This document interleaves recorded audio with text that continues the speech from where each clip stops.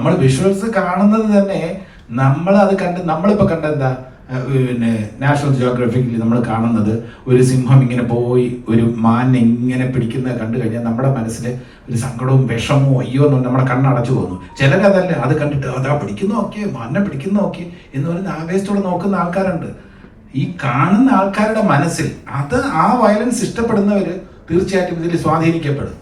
അപ്പോൾ അതുകൊണ്ട് അത്തരം സിനിമകളെക്കാളും തീർച്ചയായിട്ടും കുറച്ചുകൂടെ ഒരു പീസ് ഒക്കെ ഉള്ള സിനിമയായിരിക്കും ജനത്തിന് കൂടുതൽ സ്വീകാര്യമാവുക. പക്ഷേ കാലം മാറുന്നതനുസരിച്ച് നമ്മുടെ OTT-യിലും ഒക്കെ വരുന്ന സിനിമകളൊക്കെ നമ്മളിപ്പോൾ വേണ്ടെന്ന് വെച്ചിരുന്നാൽ തന്നെയും OTT-യിൽ വരുന്ന അന്യഭാഷാ ചിത്രങ്ങൾ, കൊറിയൻ മൂവീസ്, അതിലെല്ലാം വയലൻസ് ഉണ്ടാവും.